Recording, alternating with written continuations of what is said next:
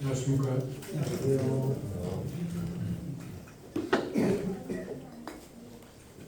4월 달에는 해외여행 때문에 못해서 2월 달하고 5월 달은 멀리 보입니다. 그래도 형제님들의 모습, 좋은 모습을 보아서 감사드렸습니다. 주님 허락하시면 출애굽기에 대한 이야기를 좀 하고 싶습니다. 출애굽기 1장 보겠습니다.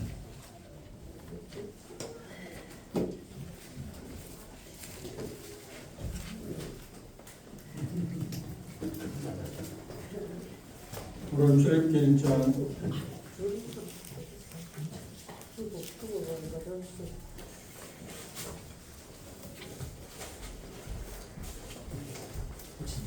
1절부터 22절까지 한 절 교독하겠습니다. 출애굽기 1장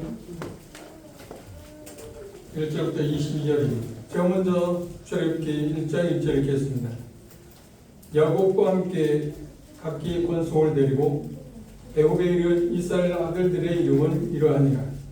루벤과 시몬과 레위와 유다와 이사갈과 스불론과 베냐민과 단과 납달리가 각각 사세요. 이미 애굽에 있는 요셉까지 야곱의 혈족이 모두 70인이었더라. 사람은 다 죽었고 이스라엘 자손은 생육이 종다하고 번식하고 창성하고 심히 광대하여 온 땅에 가득하게 되었더라. 요셉을 알지 못하는 시암이 일어나 그 집을 다스리더니 그가 그 신민에게 이르되 이 백성이 이스라엘 자손이 우리보다 많고 강하도다. 자 우리가 그들에게 대하여 지혜롭게 하자. 두렵거든에 그들이 더 많게 되면 전쟁이 일어날 때 우리 대적과 하여 우리와 싸우고 이 땅에서 나갈까 하노라 하고 감독들을 그들 위에 세우고 그들에게 무거운 짐을 지워 괴롭게 하여 그들로 바로를 위하여 고고성 기돔과 나암셋을 건축하게 하니라. 그러나 확대를 할수록 더 번성하여 선하니 애굽 사람이 이스라엘 자손으로 말미암아 근심하여 이스라엘 자손의 역사를 엄하게 하여 어려운 노동으로 그들의 생활을 괴롭게 하니 곧그 비위와 벽돌불기와 무공사의 여러 가지 일이라 그 시키는 일이 모두 범하였다. 애굽 왕이 히브리 산파 시프라라 하는 자와 부하라 하는 자에게 일러 너희는 히브리 여인을 위하여 세상을 세울 때 그 자리를 살펴서 아들이 이르면 그를 죽이고 딸이 이르면 살려두라. 그러나 산파들이 하나님을 두려워하여 애굽 왕의 명을 어기고 남자들을 살린지라. 애굽 왕이 산파를 불러 그들에게 이르되 너희가 어찌하여 이같이 남자들을 살렸느냐. 산파가 바로에게 대답하되 히브리 여인은 애굽 여인과 같지 아니하고 건장하여 산파가 그들에게 이르기 전에 해산할 것이었나이다 하매 하나님이 그 산파들에게 은혜를 베푸시니 그 백성은 번성하고 매우 강해지니라. 산파는 하나님을 경외함으로 하나님이 그들의 집을 왕성케 하시니라. 그러므로 바로가 그의 모든 백성에게 명령하였는데 아들이 태어나면 너희는 그를 나일강에 던지고 딸이 그를 살려주라 하였더라. 예, 이 본문은 정확히 말한다면 번영과 고통에 들어와요. 출애굽기는 전체적인 맥락에서 보면 구속에 대한 이야기로 나와 있습니다. 창세기는 시작 선택에 대한 이야기라고 하면 출애굽기는 구속에 대한 이야기로 나와 있습니다.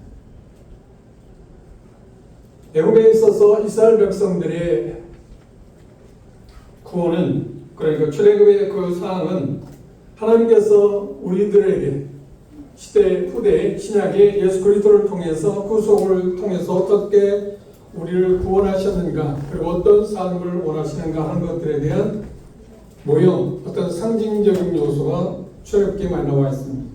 그걸 좀 정리해 보면 1장에서 6장까지는 구속의 요구, 노예 상태에 있는 이스라엘 백성들에 대한 이야기가 나와 있습니다.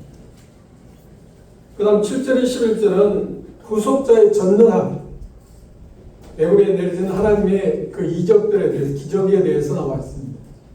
그리고 12장에서 18장까지는 구속의 특징, 핏값으로 말미암아, 어린 양의 핏값으로 말미암아 이스라엘 백성들이 하나님의 능력에 의해서 해방된 그런 과정들을 기록해 놓았습니다. 그리고 19장에서 24장까지는 구속받은 자의 특권, 의무, 하나님을 어떻게 섬길 것인가, 하나님께 순종해야 한다는 내용들이 기록되어 있습니다. 끝으로 다섯 번째 25장에서 40장까지는 구속받은 자들이, 이스라엘 백성들이 하나님을 섬기는 일에 실패했을 때 거기에 대한 대안, 하나님을 진정으로 예배하기 위해서 하나님께 정말 가까이 할 수 있기 위해서 하나님 안에는 은혜의 수단, 성막을 이야기하고 있습니다. 출애굽기 15장을 한번 참조해 볼까? 뒤를 넘기셔서 출애굽기 15장을 한번 보시죠.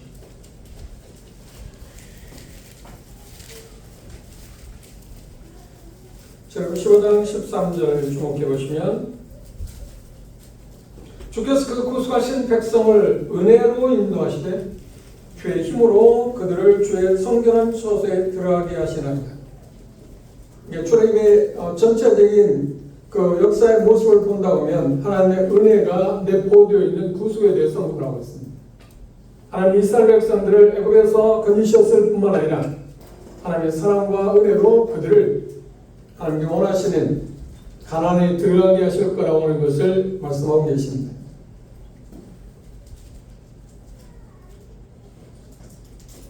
저도 마찬가지로 여러분 모두도, 사람은, 지구촌에 있는 모든 사람들은 인생을 살펴보면 번영과 고통의 시기가 교차하고 있습니다. 어떤 때는 시련이 있는가 하면 어떤 때는 참 편안한 삶이 있습니다. 사람에 따라서 정도의 차이, 길이가 차이가 있습니다. 번영과 시기의 길이가, 어떤 사람은 번영의 시기가 길기도 하고 어떤 사람에게서는 고통의 시기가 길기도 합니다.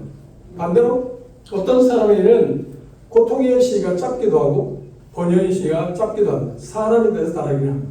그러나 숨길 수 없는 것은 모든 사람들은 번영과 고통에 여전히 번갈아서 교차되고 있다는 것을 부정할 수가 없습니다. 그런데 이 본문에서 이스라엘 백성들이 번영의 시기가 있고 또 고통의 시기가 있습니다. 그 시기를 성경은 뭐라고 이야기냐면 약 400년, 430년이라고 이야기했습니다. 번영의 시기입니다. 그런 이 말씀을 시작할 때 이렇게 하나님께서 이스라엘 백성들에게 말씀하고 계십니다. 1장 1절 보시면, 1장 1절 보시면, 야곱과 함께 각기 권속을 데리고 애굽에 이른 이스라엘에, 그러니까 야곱의 후손들이 70명이 애굽에 왔다. 애굽에 온 이유는 뭔가요? 창세에 보시면 흉년 때문에, 그 흉년을 피하기 위해서 야곱이 애굽에 내려갈 건가 말 건가 주저하고 있을 때 하나님께서 야곱에게 분명히 말씀하셨습니다. 창세기 46장에 보면 내려가라. 애굽에 내려가서 주저하지 마라. 내가 그곳에 가서 너희들을 큰 민족을 이루게 하고 내가 이끌어서 내가 약속한 아브라함, 이삭, 야곱, 너희 조상들에게 약속한 가나안으로 인도할 거라고 약속했습니다. 그런데 그 흉년을 피하기 위해서 하나님께서는 야곱에게 애굽에 내려가라고 말씀하셨습니다. 그런데 왜 하나님께서는 창세기 보시면 야곱의 이름을 이스라엘이라, 내 이름을 이제 야곱이라고 하지 말고 이스라엘이라고 말씀하셨는데, 이 말씀에서 시작은 뭐라고 하냐면 야곱이라고 표기해 놨습니다. 야곱의 문자적인 뜻은 창세기 보시면 팔 뒤꿈치를 잡은 자다, 그런 뜻을 갖고 있습니다. 그냥 문자적인 뜻입니다. 근데 그걸 의역한다고 하면 다른 사람을 제치고 자기가 그 자리에 앉은 사람. 이스라엘은 반대로 하나님에 의해서 다스림 받는 사람. 하나님에 의해서 다스림 받는 사람. 지금 우리 지구촌에 있는 이스라엘 보십시오. 그들은 그걸 아는지 모르는지 모르지만 이스라엘의 역사는 하나님에 의해서 이제까지 계속 다스림 받아왔습니다. 앞으로도 그럴 것입니다. 출애굽기 이 내용들을 자세히 보시면 요한계시록의 내용을 이렇게 조금 유추해서 생각해 볼 수 있습니다. 이스라엘 백성들이 번성하죠. 번성하는데 얼마나 늘어났나요? 70명이 불과 300년 아니면 400년, 430년이라는 표기되어 있습니다만 그 기간에 얼마나 늘어났나요? 장정들만 60만 5,330명을 나왔습니다. 그런데 장정들만 20세 이상이니까 그냥 가정당 생각하면 주자로서 몇 명이라고 해요? 만학자들이 200만 명 아니면 250명이라고 추산합니다. 그 짧은 기간 동안에 70명이 애국에 갔는데 200만으로 늘어난다? 이건 정말 번영입니다. 그래서 어떤 사람은 이야기하기를 애국은 이스라엘 백성들에게 인큐베이터가 같았다. 그 어떤 나라로부터 요새 침입도 받지 않습니다. 왜냐하면 당대 애국은 최강국이었기 때문이었습니다. 그리고 그들이 차지한 땅은 어디였나요? 요셉이 자기 형들, 자기 아버지들이나 동생들, 형과 동생들 아버지가 왔을 때는 고센 땅을 바로게 요구해요. 고센 땅을 그 비옥한 땅이라고 했어요. 대단히 비옥한 땅인데 왜 그것을 선택하라고 그러냐면 그것이 그들이 목축업을 하기 때문에 목축업에 가장 적격한 지역이기 때문에 그렇습니다. 요관상을 그렇습니다. 실상 그 비옥한 땅이라는 것에 우리가 초점이 맞춰져야 합니다. 애국에서 그 부강한 나라에서 강대국에서 그 중에서도 좋은 땅에 그들은 정착했습니다. 그래서 사도행전 7장에 있는 말씀하고 출애굽기에 있는 말씀을 보시면 400년, 430년 후에 그들은 정확히 출애굽을 하게 되어 있습니다. 애국을 떠나게 되어 있습니다. 애국을 떠나기 전에 그들은 그곳에서 애국에 있는 동안에 400년, 430년 동안 그들은 하나님께서 그들에게 약속한 것을 성취하기까지 보호를 받습니다. 누구에 의해서? 바로왕에 의해서. 애국 국민들에 의해서. 그런데 430년, 그 시간이 400년이라고 하는 것이 뭘 기점으로 하느냐, 430년이라고 해서 뭘 기점으로 하느냐 차이가 있습니다. 그래서 약 400년이라고 줄잡아서 이야기합시다. 400년 동안 그들이 보호를 받았던 것은 하나님의 특별한 은혜입니다. 그런데 애굽 사람들이 이스라엘 사람들에 대해서 문제를 발생시켰습니다. 무엇 때문인가요? 번성하기 시작했습니다. 상상으로 그들은 여기 보는 것처럼 번영하기 시작했습니다. 이 포문에 나타난 번영과 고통의 경험, 즉 무대 전면에 나타난 그 모습들을 우리가 볼 수 있습니다. 먼저 출애굽기 1장 1절에 7절은 번영에 대해서 이야기하고 있습니다. 이 성경적으로 말하면 그들이 번성했다. 민족적으로 수많은 사람들, 약 200만 명으로 늘어났다고 하느냐.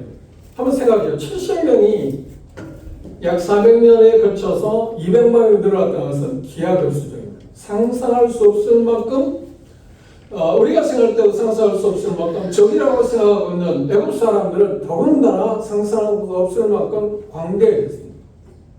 그런데 이 표현 가운데 보면 이렇게 나와 있습니다. 요셉을 알지 못한 바로왕, 새로운 왕이 즉위하자마자 이스라엘 백성들을 이제 핍박하기 시작했습니다. 그래서 이제까지 평온하게 살던 번영을 누리고 있던 이스라엘 백성들 뭐가 됐냐? 한순간에 뭐가 됐냐? 노예가 됐습니다.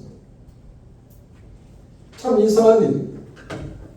하나님은 여전히 그들에게 번성할 수 있도록 하신 분도 하나님이신데 왜 하나님께서는 이제 400년이 흘렀을 때 200만 명으로 늘어났을 때 하나님께서 그들에게 이 바로를 통해서 애굽 사람을 통해서 고통을 가중시켰을까?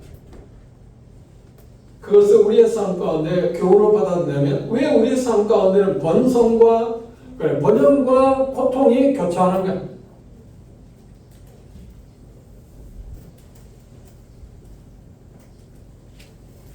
그런데 중요한 것은 이 말씀에 보시면 그들이 번성한 그 이유가 뭐냐면 1차적인 것은 첫째 뭐냐면 그들 개인에 대한 보상입니다.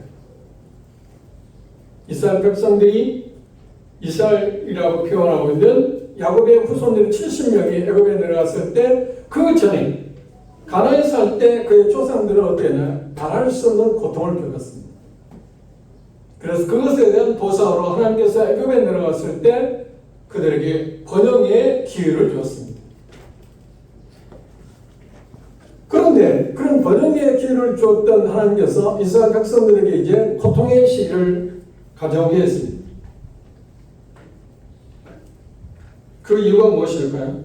그런데 우리가 어떤 고통, 그러니까 번영의 시기를 벗어나서 고통을 당하게 될 때 우리가 그 고통을 받는 시간이 어떤 것이 할 건가 하는 것은 우리가 주목해야 할 일입니다. 로마서 8장 28절에 그렇게 말씀하셨습니다. 하나님의 사랑하는 자, 곧 그 뜻대로 부르심을 입은 자들이 모든 것이 하늘에서는 모든 것, 말대로 모든 것, 빼놓을 수 없는 그 어떤 것도 빠지지 않는 모든 것입니다. 그 모든 것이라고 할 때 지금 본문에서 말하고 있는 고통도 번영도 모두 다 어떤 거라고요? 하나님의 어떤 선을 이루기 위한 거라고 그러죠. 이것이 우리가 갖고 있어야 할 믿음의 자세입니다. 우리가 어떤 것을 당하든 우리 형편이 어떻든 간에 하나님의 선하심 안에 있고 그걸 통해서 하나님이 선을 이루신다. 선이라고 하는 말이 로마서 8장 28절에 보면 그 후에 29절 말씀에 보면 예수 그리스도를 닮는다고 하는 마다들 닮는다고 하는 의미를 갖고 있습니다. 이스라엘 백성들에게 번영을 허락하신 이유가 뭘까요? 말씀드린 개인적으로 그들에게 그 조상들에게 고통의 시간에서 벗어나서 보상해주는 시기였다고 말할 수 있습니다. 시편을 한번 보실까요? 105편입니다.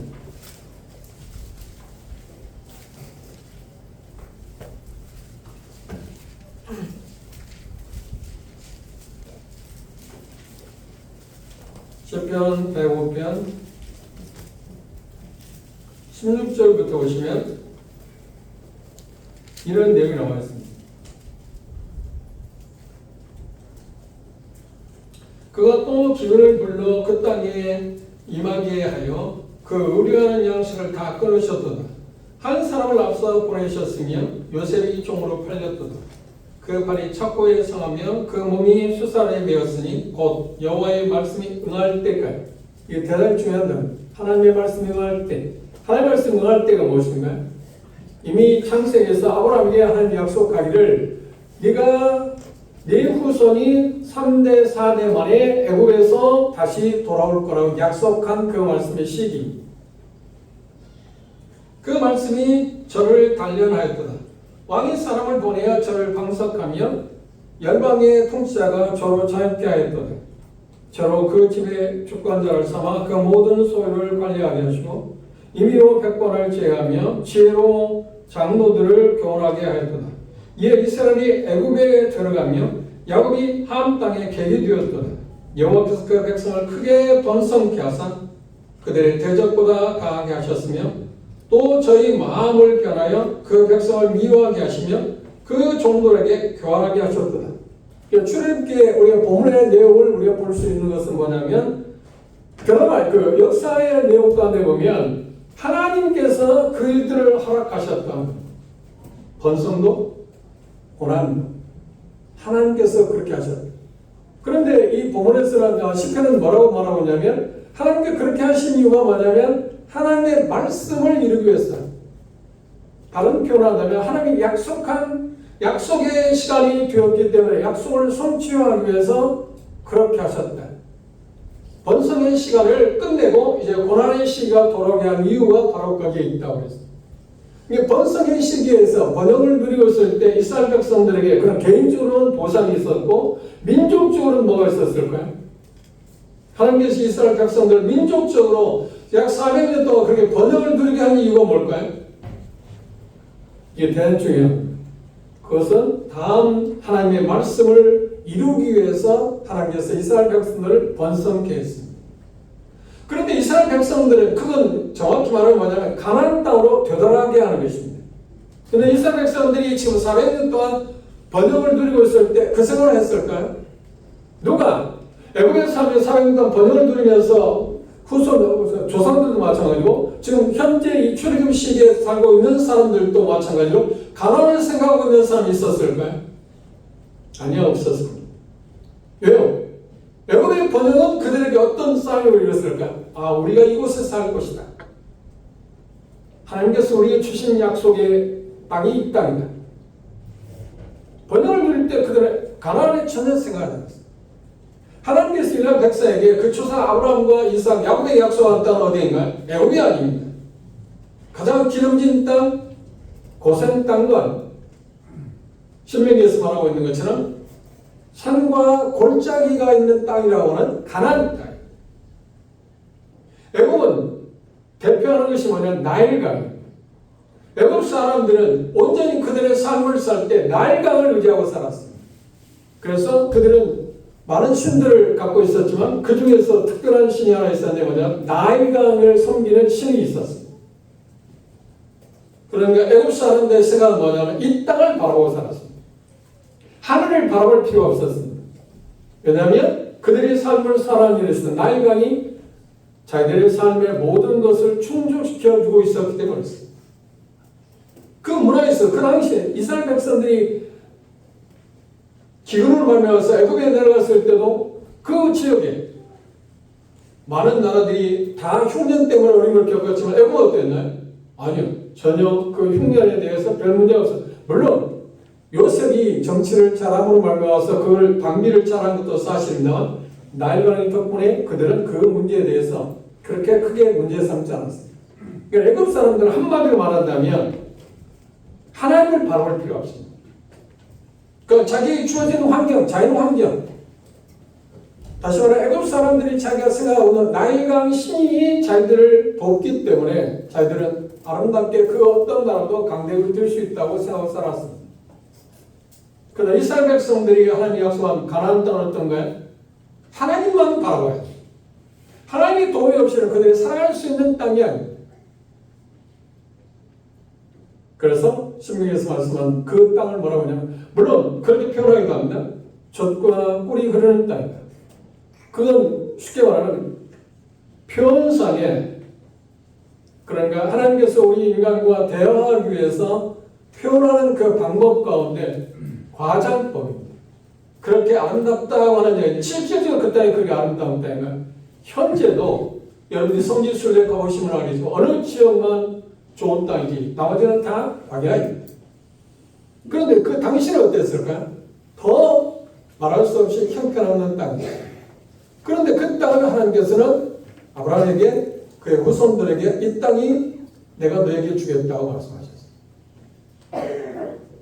그래서 그들은 그 땅으로 들어가기 위해서 준비가 필요했습니다. 그러기 위해서는 뭐가 필요한가요? 그렇죠. 많은 사람이 필요했습니다. 그래서 하나님은 애굽에서 그들로 하여금 200만이나 되는 수많은 사람, 수많은 그런 이스라엘 백성들을 번성케 하셨어요. 근데 번성케 했을 때 우리가 주목해야 할 게 어떤 건가요? 교훈을 받아야 할 게 어떤 건가요? 여러분의 삶이 현재 번영을 누리고 있는 시간인가요? 아니면 여러분의 마음 가운데 지금 개인적으로, 가정적으로 고통의 시간인가요? 고통의 시간의 특징이 무엇인가요? 우리가 시련을 겪게 될 때 우리는 하나님을 유지합니다. 하나님을 바라봅니다. 이스라엘 백성도 그랬습니다. 고통의 시기가 왔을 때 그들이 한 일은 뭔가요? 번영의 시기에 400년 동안 사는 동안에 물론 그들이 기도했을지 모릅니다. 그런 기도했다는 말이 없습니다. 그런 시련이 오니까 출애굽기 5장에 보시면 부르짖었다. 그때야 어떤 사람은 가나안, 자기 조상들이 약속한 가나안 땅을 생각하기 시작했어요. 우리가 딱 살 곳은 이곳이 아니구나. 왜요? 그 땅의 주인인 바로가 그 백성 애굽 사람들이 그들을 축출하려고 노예 삼기 때문에 그 땅에서 어떻게 살겠습니까? 다른 곳을 바라볼 수밖에 없었습니다. 하나님 참 그걸 우리가 어떤 생각하면 대단히 비극적인 거고 어떤 면에서 잔인하게 보이지만 하나님 참 자비로우신 분입니다. 하나님 약속하셔서 성취하기 위해서 그런 방법을 통해서 그들로 하여금 가나안을 생각하게 했고 그리고 그들의 마음 가운데 가나안에 돌아가게 했다는 우리가 가야 할 곳이 살아야 할 곳이 이곳이 아니라는 것을 인지시켰습니다. 공동체를 위한 하나님의 하나의 보상으로서 이스라엘 백성들을 약 400년 동안 번성케 하셨습니다. 우리가 번영을 누릴 때, 번성할 때 우리가 조심해야 할 건 뭔가요? 먹고 마시고 즐기자? 그러기 위해서 하나님께서 우리를 어떻게 번성하게 하셨을까요? 평화를 우리가 주었다? 어떤 시련이 없이 우리가 살고 있다고 하면 그거 주어진 것 때문에 즐거워하고 하기 위해서 우리에게 그걸 주었을까요? 야구 사도로 말할 수 없습니다. 야구 장로라고 표현하죠. 정확히 말하면 야구서를 쓴 저자는 뭐라고 하냐, 오자에서 말하기를 그렇게 말했습니다. 너희가 즐거워하는 일이 있느냐? 기뻐하는 일이 있느냐? 그렇다면 그런 시대가 여러분에게 도래하고 있다면 뭐라고요? 찬송해야 한다. 하나님의 은혜에 대해 생각하고 하나님을 찬양하는 것이 그 번영을 누릴 때 우리가 해야 할 일이다. 그런데 고통을 당하느냐 시련이 있냐? 그때 야구는 뭐라고 하면 기도해야 한다고 했어요. 이스라엘 백성도 그럴 수밖에 없었어요. 그들은 번영을 누릴 때 하나님을 생각하지 않았습니다. 하나님을 찬양하지도 않았습니다. 하나님의 번영을 주신 목적이 자기 자신들이나 개인적으로 그들을 보상하기 위한 것이지만 또한 민족적으로 하나님의 말씀을 성취하기 위해서 준비시키기 위한 것이었는데도 그걸 알지 못했습니다. 그것이 이스라엘 백성들의 무지고 또 우리가 번영을 누릴 때 그 번영을 누리는 우리의 자세에 있어서 이스라엘 백성들과 꼭 닮은 모습이 많습니다. 어떤 면에서는 번영을 누릴 때라도 우리 신앙생활에 더 불행한 것은 언제 때인가요? 고난을 당할 때보다 언제인가요? 번영을 누릴 때입니다. 왜요? 번영을 누릴 때 우리는 하나님을 믿습니다. 하나님 없이도 우리는 살아갈 수 있다고 생각합니다. 그럼 정작 고통을 당하면 하나님 없이는 안 되겠구나. 나의 삶은 하나님밖에 필요하다. 하나님이 절대적으로 필요하다고 생각합니다. 그 고통의 정도가 강하면 강할수록 하나님을 더 신뢰하게 됩니다. 고통의 정도가 약하면 우리는 나름대로 자구책을 강합니다. 이런 방법 저런 방법들을 통해서. 그러나 고통의 정도가 심하면 절대 사람의 힘으로 어찌할 수 없을 때 우리는 어떻게 해요? 궁극적인 고통을 당하면 어떻게 하면 그래 우리는 손을 듭니다. 그럼 하나님 도와주십시오. 예를 들면 우리가 감기 그게 걸리면 어떤가요? 그것 때문에 하나님께 우리는 우리의 심의를 다해서 기도하는 거예요? 아니죠. 그 고통의 정도는 좀 다르겠지만 심한 감기가 왔어요. 우리는 하나님께 기도하는 것입니다. 그리고 의사들의 도움을 받을 것이다. 약의 도움을 받을 것입니다. 그렇죠? 그건 필요한 것이다. 그걸 하나님이 막는 것은 아니에요. 그런데 난치병에 걸리게 되면 어떤가요? 불치병에 걸리면 어떻게 되는 거예요? 전혀 다르지 않습니다. 하나님만을 찾습니다. 하나님밖에 없다고 생각합니다. 저는 이 말을 대단히 좋아합니다. 사람은 치료하지만 고치시는 분은 누구라고 해요? 하나님이십니다. 이걸 꼭 기억하셔야 합니다. 그래서 우리는 치료만 위해서 의술이나 약의 도움을 받을 수는 있습니다. 그렇다고 해서 그것이 우리를 고치는 것은 아니에요. 고친다고 생각하지 마시고. 고치시는 분은 하나님이십니다. 그래서 우리는 치료하는 사람이 명의도 찾고 좋은 처방도 우리가 강구해야 하는 것은 지혜로운 거지만 그러나 그것에 의해서 아무리 명의라고 해서 우리를 고치는 건 아닙니다. 치료할 뿐입니다. 그걸 기억해야 합니다.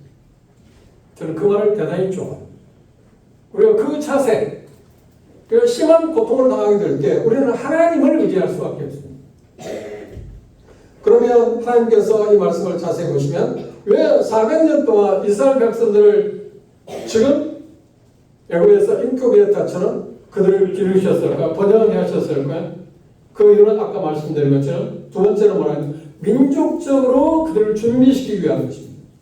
그럼 또 하나 있습니다. 하나님이 이스라엘 백성들을 지금 가나안에 돌아가지 못하고 가기 전에 약 400년 동안 애굽에서 지금 번성을 누리고 있는데 그 목적이 하나가 뭐냐면 이유가 뭐냐면 하나님의 말씀이 아직 응하지 않았기 때문에 하나님의 말씀이 응하지 않았다는 말은 무슨 말인가요? 하나님은 이스라엘 백성들에게 그렇게 약속했습니다. 출애굽기 40장을 볼까요? 신장을 한번 보실까요?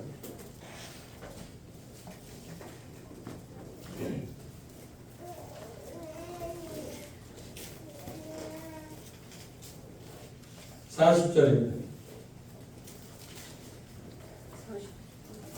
출애굽기 12장 40절에 보면 이스라엘 자손이 애굽에 거주한 지 430년이다.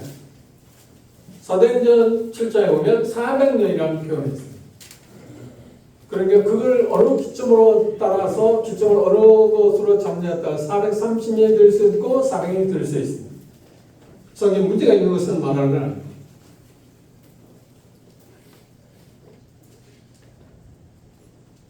그리고 출애굽기 1장 8절에서 우리가 읽은 것처럼 다시 한번 볼까요? 출애굽기 1장 8절 보시죠. 요셉을 알지 못하는 새 왕이 일어나서 애굽을 다스렸다. 그래서 400년, 430년 딱 그 차이가 되면 이제 하나님이 하시는 일이 뭐냐면 이스라엘 백성들에게 뭘 허락했다? 이제 고통의 시기입니다. 번영의 시기가 끝나고 고통의 시기가 돌아왔습니다. 시편 100편 25절에 읽은 것처럼 같은 이야기. 그런데 이 고통의 시기를 당할 때 우리가 기억해야 할 건 뭐냐면 하나님께서 우리에게 고통을 주시는 거야. 여러분이 고통을 당할 때 저도 그랬고 대다수가 어떻게 해서 하나님이 어떻게 왜 나에게 고통을 주십니까? 우리는 말합니다. 그래서 우리가 그 부분에 대해서 우리는 수정해야 할 이유가 있습니다. 하나님 우리에게 고통을 주시는 건 아닙니다.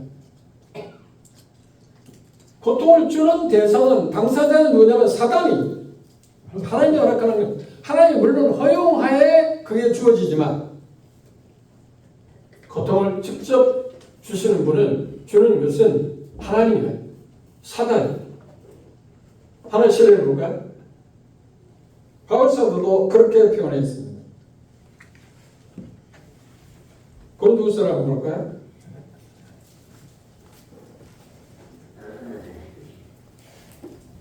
고린도후서 12장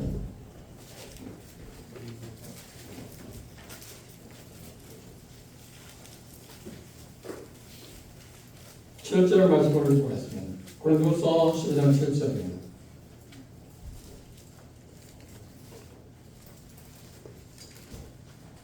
여러 계시를 받은 것이 지극히 크므로 너무 좌고하지 않게 하시려고 내 육체의 가시 곧 뭐라고요? 사단의 사주를 줘. 바울 사도는 자기 자신이 그게 무엇인지 어떤 질병이었는지 여러 가지 학자들이 뭐냐 안질일 수 있다, 간질이다, 여러 가지 뭐 성경에 나온 그 갈라디아서를 보면 안질일 수 있다. 그리고 간질일 수 있다. 여러 가지 뭐 병명이 무엇인지에 대해서 추정합니다. 성경은 그냥 간단히 표현합니다. 사단의 가시. 그걸 허락하는 이유는 뭔가요? 교만하지 않기 위해서. 하나님을 섬기는 일에서 지장을 받지 않도록 해서 넘어지지 않도록 해서 하나님 주신 겁니다. 그런데 하나님이 허락했다고 그랬지 여기 말씀에 보면 그걸 사단이 그를 괴롭히는 거라고 말했습니다. 그래서 우리는 이제부터 고통을 당할 때 하나님이 왜 나에게 고통을 주십니까? 라고 말하지 말고 사단이 그 장모이라는 것을 생각하고 그 고통은 결국은 어떻게 해요? 우리를 절대로 이길 수 없다는 것을 알죠. 물론 어떤 면에서 질병으로 말미암아서 이 땅에서 우리가 이 세상을 떠날 수도 있습니다. 그러나 떠난다는 것이 마지막이라면 그 고통이 사단의 가시가 우리를 이기는 것이 되겠죠. 그러나 죽음이 마지막에 우리에게서 죽음이 끝인가요? 아니요. 그 시작에 불과한 것입니다. 그러나 절대로 어떤 고통도 사단이 우리에게 주는 그 어떤 것도 결국 우리를 이길 수 없다. 왜요? 예수 그리스도에서 이사야 53장은 모두 우리의 질고를 감당. 그 질고라는 표현 가운데 우리의 질병 자체도 포함되어 있다고 우리 바라보는 것이 적당하다고 생각합니다.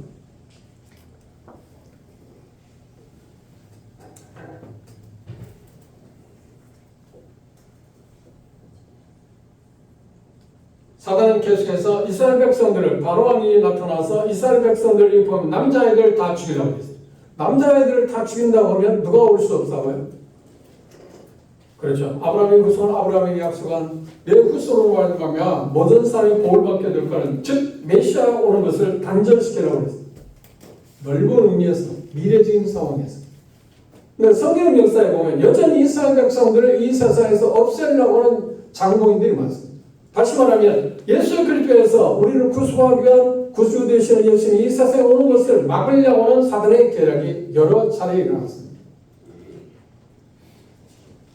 그 가운데 빼놓을 수 없는 것이 뭔가요? 직접적으로는 마태복음 2장 16절에 보면 헤롯왕은 예수 그리스도에서 태어난 탄생한 사건을 듣고 나서 베들레헴에 있는 몇 살까지 2살 아래에 있는 아이들까지 다 죽였습니다. 그건 뭔가 메시아 오는 것을 막기 위해서입니다. 그리고 구약적인 배경에서 보면 에스라서에 보면 3장 1절에서 1절에 보면 하만이라는 사람, 하만은 원래 아멜렉 조상이고 어떤 사람 말하기를 사울왕이 아말렉 사람들을 진멸하는 것을 포기했기 때문에 그 대가로 인해서 그 후손들, 잔류하고 있는 세대가 흘러감에 따라서 누가 그 중에 한 사람이 누가 왔느냐면 하만이 나타났어요. 하만이 한 일이 뭔가요? 당대 모든 이스라엘 백성, 유대인들 말살하려고 날짜까지 잡았어요. 그런데 하나님의 섭리로 말미암아서 모르드게를 통해서 이스라엘 백성들이 건져나게 됐어요. 그리고 결국 우리가 알고 있는 것처럼 수많은 일들이 있었지만 여전히 창세기 3장 15절에 말씀한 여자의 후손을 표기한 그 후손은 그 누구도 막을 수 없었어요. 하나님의 섭리 가운데서 드디어 그는 세상에 왔어요. 그런데 이 출애굽기 1장에서 나오는 바로왕은 바로 그것의 한 장본입니다. 그럼 바로왕은 누구에 대한 화신인가요? 그저 사탄에 대한 화신일 수 있습니다.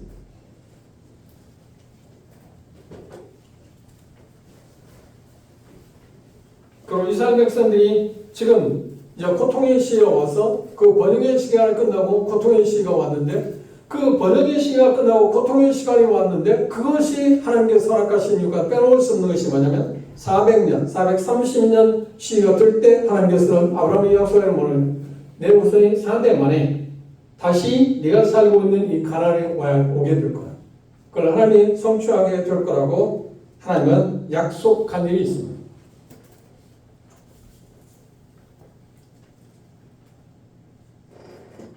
창세기 15장을 한번 참조해 볼까요?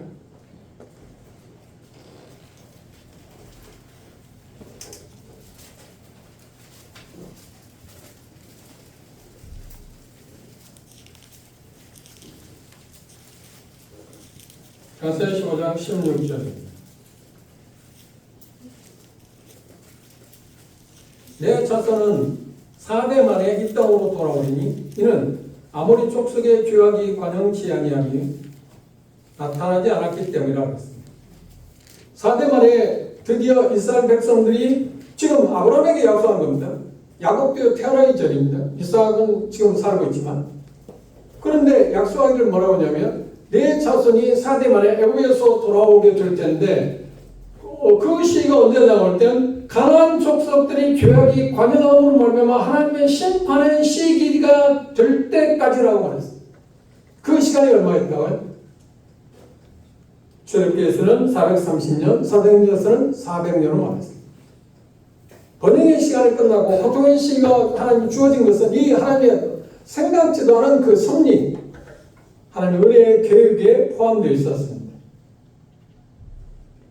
그러니까 정확하게 말하면 이스라엘 백성들이 이제 고통의 시간을 하나님이 허락하신 이유는 가나안 족속들이 멸망시킬 하나님의 때가 되었기 때문이라고 하는 것입니다. 그걸 보면 그게 성경에서 사실인데 그걸 생각하는데 우리가 고통을 당할 때 우리가 어떤 고통을 당할 때 그 고통의 어떤 시간으로 봐야 할까요? 그렇지. 내가 다 볼 수는 없지만 미래에 하나님께서 어떤 것을 성취하기 위해서 그래 좋은 것을 가져가기 위해서 고통을 당하는 자체는 힘든 거잖아요. 지금 노예 생활하는 자체는 힘든 거잖아요. 그럼 결과는 어떻게? 하나님의 능력에 의해서 그들은 애고에서 벗어났지 않나요? 해방됐지 않나요? 마찬가지로 우리가 이 땅 가운데 사는 동안 고통을 당하게 됩니다. 그 길이가 얼마인지는 모릅니다. 그러나 중요한 건 뭐라고 했나요? 하나님 그걸 통해서 선을 이루실 거다. 그래서 우리가 고통을 당하게 될 때 그것을 바라보는 지혜를 달라고 하나님께 기도해요. 그럼 야고보서는 1장에서 그렇게 말해요.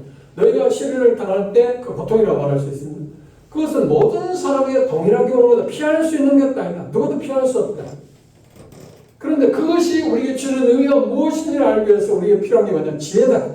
그러니까 지혜가 부족하거든 후히 주시고 꾸짖지 않는 그분에게 구하여. 그럼 그분이 주실 거다. 우리가 고통을 당할 때 정말 우리에게 필요한 게 뭐냐면 하나님께 기도하는 것이다. 뭘 기도하는 거야? 이 고통이 무엇 때문에 내게 왔는가? 이걸 통해서 하나님이 도대체 하고자 하시는 것은 무엇인가 하는 것을 아는 지혜를 달라고 하는 것입니다. 이것이 이스라엘 백성들에게서 대단히 중요한 사항이었습니다. 그런데 이 말씀에 보시면 그럼에도 불구하고 이스라엘 백성들에게 하나님께서 이제 번영의 시기를 끝내고 고통의 시기가 돌아왔을 때 이스라엘 백성들로 하여금 가나안에 돌아갈 시간, 그리고 부정적으로 가나안의 7 족속들이 죄가 관영했기 때문에 하나님의 심판의 때가 되었기 때문에 바로에 의해서 고통을 시켰다. 가중시켰다. 그리고 드디어 그것 때문에 우리가 본 것처럼 이스라엘 백성들이 한 건 뭔가? 하나님께 부르짖습니다. 도움을 이루어. 그리고 그들은 어떤 생각을 하는 거야? 우리가 살 곳은 이곳이 아니다. 애굽이 아니다. 우리가 가야 할 곳은 우리 조상들의 약속한 가나안이다. 그래서 우리가 차후에 보겠지만 하나님께서 모세를 통해서 이스라엘 백성을 드디어 그걸 성취하기 위해서 세상에 오게 했고 그 부모들의 믿음으로 말미암아서 모세가 보호되고 하나님이 보호하심으로 말미암아 드디어 이스라엘 백성들이 출애굽하는 과정들을 우리는 출애굽기를 통해서 읽어볼 수 있습니다. 생각해 봅시다. 결론적으로 우리가 주목해야 할 건 뭔가요? 우리 인생에서는 뭔가요? 번영의 시기가 있는가 하면 고통의 시기도 있다. 그건 어쩔 수 없는 피할 수 있는 삶이에요. 우리가 하나님의 자녀에게 불구하고 여전히 고통의 시기를 우리 피할 수는 없습니다. 이 땅의 사람들. 그럼 번영의 시기가 있을 때 우리는 어떤 생각을 해야 하는 거예요? 그렇지. 미래를 준비하는 것입니다. 지금 현재 하나님께서 어떤 것을 누리게 하셨다면 그걸 통해서 내가 복음을 확장시키는 일에서 주님을 섬기는 일에서도 어떻게 효과적으로 내 삶을 드릴 수 있을까를 생각하십니다. 이스라엘 백성들은 400년 동안 번영의 시기를 누릴 때 그걸 전혀 생각하지 않았습니다. 그 번영을 주신 하나님의 뜻을 전혀 묻지도 않았습니다. 그것이 어떤 의미를 주는가를 생각도 않았습니다. 그들은 단순히 뭐지?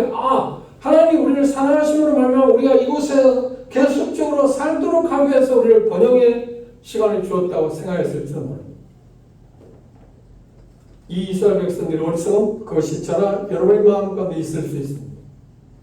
그래서 뭔가 하나님이 누리게 하시는 게 있다면 그걸 통해서 하나님을 효과적으로 섬길 수 있게 하기 위한 것이라고 하는 것을 바라보고 어떻게 하면 내게 주어진 걸 갖고 하나님을 효과적으로 섬길 수 있을까를 생각하고 준비하는 것 그것이 지혜입니다.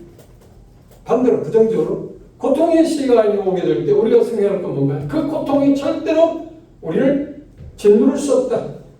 이길 수 없다. 그리고 고통의 대상은 하나님을 사랑하는 자들인데 그걸 실질적으로 행사하는 작자는 누구라고요? 사단입니다. 하나님이 하시는 일. 물론 하나님 허용하심에 주어진 것입니다. 직접적인 대상은 하나님이 아니십니다. 말씀드린 것처럼 고통을 당할 때 하나님이 왜 나에게 이 고통을 주십니까? 라고 하는 것은 타산이 모순이 그리고 고통을 당할 때마다 고통이 나를 절대로 이길 수 없다는 걸 믿고 그리고 나서 고통을 당할 때 우리가 주어지는 그 고통을 우리가 선한 길로 인도하라고 했잖아요. 그 시발점이 무엇인가? 기도하게 합니다. 드디어 기도하게 할 뿐만 아니라 우리가 삶 가운데 고통을 당할 때 우리의 머리를 하늘을 향할 수밖에 없습니다. 이 땅을 바라보며 살다가 번영을 누리면 이 땅밖에 안 보여요. 번영을 누리는 그 자체밖에 안 보여요. 하나님을 하나님을 안중에 두지 않습니다. 그만큼 우리는 대단히 간사한 사람. 어려움이 있을 때 하나님을 부르짖다가 그 문제가 해결되면 하나님께 잠시 감사할 수 있습니다. 그럼 어느 시간 그게 지속된다면 하나님 까만득이 있습니다. 왜요? 하나님 없이도 나는 얼마나 살아가고 있습니까? 그래서 하나님 그때마다 우리를 손을 대시는 경우가 있습니다. 그 고통이 올 때 그것이 절대 나쁜 게 아니에요. 고통을 할 때 그것은 오히려 선한 거고 아름다운 것입니다. 그래서 하나님께 나아갈 수 있는 길이고 그리고 내 자신의 삶이 어떻게 성화될 수 있는 거고 내 삶을 어떻게 거룩하게 할 수 있는 거고 그리고 하나님을 효과적으로 숨길 수 있게 한 준비 기간이 될 수 있습니다. 그래서 번영과 고통의 시간이 올 때마다 적절하게 어떻게 살 것인가 이 고통을 어떻게 대처하고 번영을 어떻게 대처할 것인가에서 우리는 뭘 물어야 한다고? 하나님의 지혜를 물어요. 하나님 제 번영의 시기를 주셨는데 이 번영의 시기를 통해서 내 삶에 어떤 삶을 살아야 할까요? 고통의 시기가 올 때 이 고통이 하나님께 주시는 이유가 뭘까요? 그리고 이 고통의 시기를 통해서 내가 하나님 앞에서 더 효과적으로 뭘 준비하며 살아갈까요? 그것이 나를 절대 해치지 않는다는 그 믿음을 갖게 해주십시오. 그리고 그것에서 벗어나지 않게 해달라고 그리고 기도하고 우리의 삶을 맞이하면 좋겠습니다. 본문에서 말하는 바가 뭐라고 그랬나요? 그렇죠. 우리의 삶은 번영과 고통의 시가 교차되고 있다고 했습니다. 기도합시다.